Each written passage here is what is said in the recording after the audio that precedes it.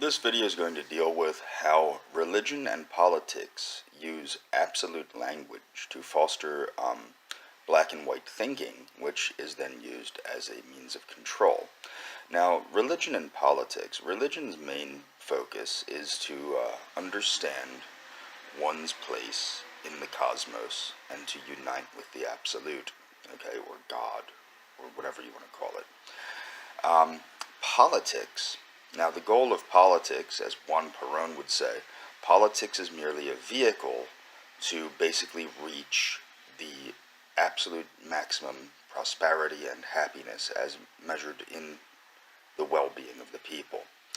So, how is absolute speech used? Well, you have to understand how religion has been corrupted is they foster black and white thinking through absolute speech. One of the biggest ways is literalistic interpretations of things like revelations. Okay, this will happen because it is stated by the word of God. And then what happens with politics is politics has figured out that this worked very well with religion. So politics has basically usurped this absolute speaking and has used it to basically do the same thing. One of the best examples is the USSR and National Socialist Germany. In the USSR, how they used it was they stated they used scientism or sciencism or whatever you say, the scientific religion, the new religion of the science, the same thing that Richard Dawkins style atheists use today. Now, what the USSR did is they stated that communism was inevitable because it was it was just going to be the evolution of past types of societies. Okay, there was no way to avoid this. This would absolutely happen and had to happen because it was the evolution of humanity. And to be against it was to be against the evolution of humanity. Okay, so the USSR did, and the National Socialists did something similar. If you read the book by Dietrich Eckart called Bolshevism, From Moses to Lenin, he talks about this, how we need to borrow, we meaning the Nazis, need to borrow propaganda styles from the Reds, as he calls them, the USSR. And what the Nazis did is they did the same exact thing, but instead of using the environmental determinism, which was phony as all get out, the Nazis used a form of biological determinism or genetic determinism, which is not as fake, but it's still faulty. Okay, but they use the same thing. The Germans must rise because the Reich is unstoppable, because it is inevitable, because that is nature's will. Okay, so that's what the Germans did. So, how we work it out is this. Now, there's an excellent book called The Communist Christ by a gentleman named Paul Blanchard. Very old book, I would say over 40 years old, in which he shows how communism created a new form of Catholicism almost out of communism. You had Lenin as the Holy Father, Stalin as the son, and I might be mixing it up because I haven't read the book in a good, I don't even know, 20 years, maybe more. So what happened was, there's a religion of politics. Now this you see playing out in the current state of affairs.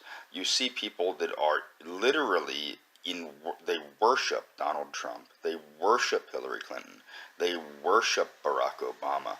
Barack Obama, for goodness sakes, it was kind of funny, there was a chant that went Barack Hussein Obama, and it was put over the loudspeakers in a New Jersey school to brainwash the children. Now, the thing is, many people cannot accept the Peronist concept that politics is merely a vehicle to achieve maximum prosperity as measured by the well-being of the people. No, people need that absolutism. They need that black and white thinking, and this is something that was caught onto very early on by religions, to utilize religion as a means of control. But as long as religion or politics is being used to control people, it can never be used to liberate people, which is the ultimate goal of both religion and politics. Okay, well, politics is not an end in itself, but politics is a vehicle for that goal. So, what you have is you have masses of people that need to think in absolute terms, unwilling to liberate their minds. The first thing that you must do to liberate your mind is recognize you're being led astray. Um, and a good way of doing this is to actually recognize what's going on. Donald Trump is not a god emperor. Barack Obama is not the son of Apollo. And basically people are being misled. Now, I have a better means of understanding these things because, as I said, I was raised as a Satanist. Now, Satanism is deeply mixed up with Ayn Rand's objectivism. Now, what people don't understand, a lot of people like to misjudge Ayn Rand. Now, Ayn Rand, unfortunately, thought in absolutes too, because she is a human being and she is flawed and she wants absolutes as well. She had moral absolutes and things like this. Now, this absolutism caused black and white thinking with Ayn Rand. So she's not perfect either. But the one thing that Ayn Rand did do that was excellent was Ayn Rand basically encouraged freedom of thought and the ability to question.